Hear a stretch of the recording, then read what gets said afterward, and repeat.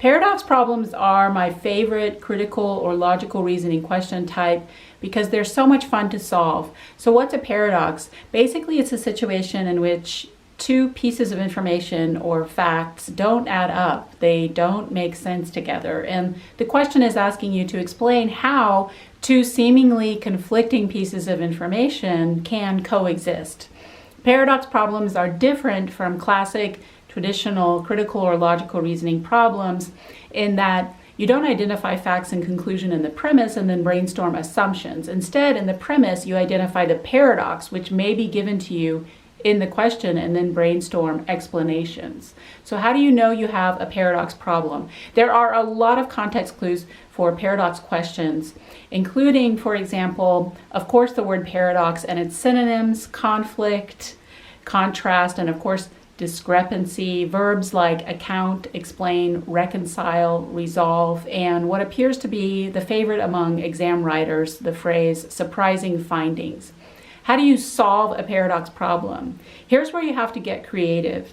Basically, you want to draw in some new information from outside the premise that sort of illuminates the whole situation and makes you go, oh, that explains it. However, that new information may be out there. It comes out of the blue and you didn't even see it coming. So even though throughout the verbal parts of any standardized exam, you want to try to answer the question before you look at the answer choices, that may be difficult to do on a paradox problem because the explanation may not even occur to you until you actually see it in the correct answer. To better understand paradox, let's take a look at my example. So in the premise, it states that high levels of education in a population correlate directly to democratic government. So the higher the level of education of the population, the more democratic its government will be. The Soviet Union boasted a literacy rate of almost 100%. However, it was characterized by brutal, dictatorial, totalitarian regime.